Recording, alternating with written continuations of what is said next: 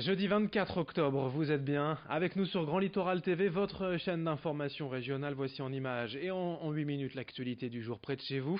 D'abord vos prévisions, météo avec encore pas mal de perturbations nuageuses et pluvieuses ce matin sur le littoral. Par endroits, on pourrait quand même bénéficier d'un peu de soleil, quelques éclaircies annoncées. Rien n'est moins sûr tout de même, les nuages ne seront jamais bien loin, dès ce soir de nouvelles averses prévues. Et bref, un temps toujours très instable avec quand même des températures un peu au-dessus des normales de saison aujourd'hui, 17 degrés à Dunkerque, à Calais et à Saint-Omer, 16 degrés à Boulogne. Les prévisions météo complètes aujourd'hui, c'est juste après ce journal. À la une, tout d'abord dans cette édition, on va parler des usagers du TER-GV à Rang-du-Fliers qui s'étaient inquiétés il y a peu de la possible diminution, voire même suppression des trains quotidiens vers Lille et Paris. L'annonce des nouveaux horaires appliqués au 15 décembre prochain a en partie confirmé leurs craintes. Alors certes, les trains directs entre le sud de la Côte d'Opale et la métropole lilloise ne seront pas supprimés, mais ils seront plus rares, à mesure de 2 allées et 2 retours par jour. Sans surprise, la population locale n'est pas satisfaite de ces nouveaux horaires. Beaucoup pensent que ces 2 trains quotidiens ne feront qu'isoler un peu plus le territoire. Explications et témoignages de voyageurs à la gare de Rang-du-Fliers, recueillis par Corentin Escaillé. Bien sûr, c'est très difficile, c'est un petit peu... Je suis pas très contente parce que c'est vrai que ça donne la possibilité de venir sur la côte pour comme nous, de prendre nos petits-enfants à la gare, et c'est vrai que pour nous ça va être un souci. Je sais qu'ils ont même fermé la gare de Montreuil-sur-Mer, qui est à 15 km d'ici. La gare elle est fermée depuis je crois 2-3 ans. Elle est fermée. Là par contre pour eux, ceux qui habitent par là, ils doivent bien être embêtés. Les trains qui partaient vers Lille pour aller après dans le sud, il y en a de moins en moins aussi. Moi j'ai ma fille qui habite dans le sud, moi qui ne veux pas passer par Paris, c'est compliqué par Paris. Je ne peux plus passer par Lille pour dire de me rendre dans le sud parce que les trains sont de moins en moins fréquents. Et d'ici la mise en place de ces nouveaux horaires et de cette nouvelle rotation, le 15 décembre prochain, on ne manquera pas d'évoquer de nouveau ce sujet. Le Premier ministre Édouard Philippe a annoncé il y a quelques jours la liste des 24 territoires d'innovation qui bénéficieront d'une aide financière de l'État pour accélérer la transition énergétique, écologique et sociale. Le Dunkerquois a notamment été labellisé territoire d'innovation.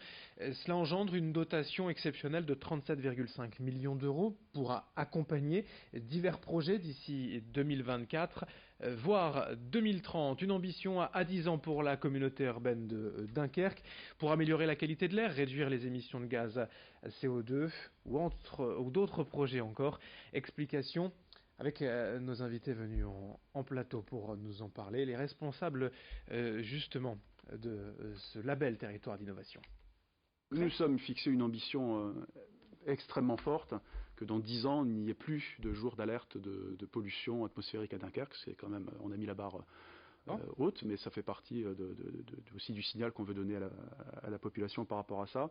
Et pour ça, diverses actions qui partent de la connaissance, de la meilleure connaissance et prévision de ce qui peut se passer en termes de pollution de l'air, des systèmes qui permettent de supprimer la pollution là où c'est possible, et des systèmes qui permettent de la gérer, de la traiter, avec des actions notamment au niveau de PME qui ont inventé des systèmes assez innovants de lavage de fumée dès les cheminées d'usine. Philippe Lambert, le directeur général de la ACUD, notre invité. Dans l'actualité économique, toujours sur Grand Littoral TV, on l'a vu récemment, l'industrie dentelière calaisienne est en grande souffrance ces dernières années. Pourtant, certaines entreprises textiles résistent bien aujourd'hui à la concurrence mondiale, notamment l'usine Balzan à Calais. C'est le fournisseur officiel des uniformes de cérémonie de l'armée de terre. 80% des 70 000 pièces conçues ici par l'entreprise calaisienne sont destinées aux militaires. Son principal atout, c'est bien sûr le savoir-faire, made in France, made in Calais. Mais la société cherche aussi à se diversifier pour ne pas dépendre d'un seul client. Elle est actuellement en discussion avec d'autres marques françaises. Présentation lors de la visite du sous-préfet de Calais, hier sur place au micro de Corentin Escaillé. Les responsables d'entreprise nous ont présenté ce matin, nous ont indiqué que dans des cas d'urgence, certains uniformes pouvaient être confectionnés, réalisés en 24 heures. Ce qui est impossible pour quelque chose qui est produit en Chine ou en Inde ou au Bangladesh, dans ces délais-là contraints, avec un produit sur mesure. Donc dans ce délai de 24 heures, on a aussi la prise des mesures initiales et la réalisation et la livraison. Donc des missions et des tâches qui sont comprimées au maximum grâce à la réactivité de l'entreprise.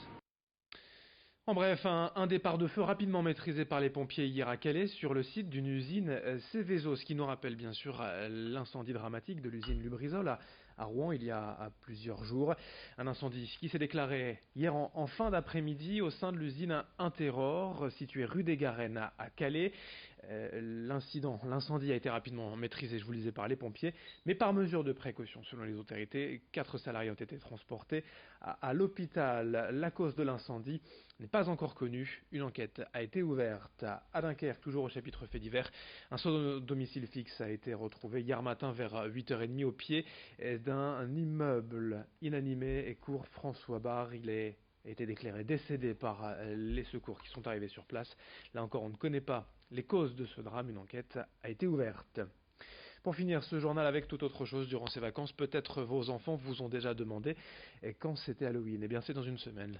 Jeudi 31 octobre, pour eux c'est bien sûr le plaisir de récupérer des bonbons, mais de se déguiser aussi depuis plusieurs jours dans les magasins spécialisés. L'ambiance est aussi trouille sorcière et au clown, version film d'horreur. C'est la tendance cette année à cause notamment des films Ça 2 et Joker actuellement à l'affiche au cinéma.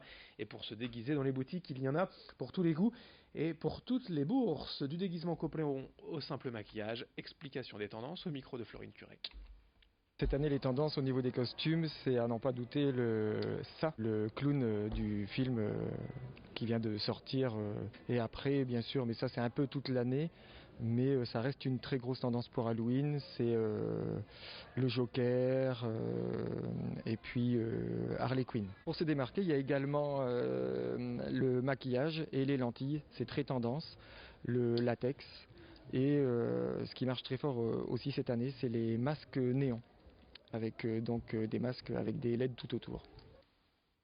Pas de ce journal sur Grand Littoral TV à suivre, bien évidemment vos prévisions météo. En ce jeudi 24 octobre, très bonne journée à toutes et à tous.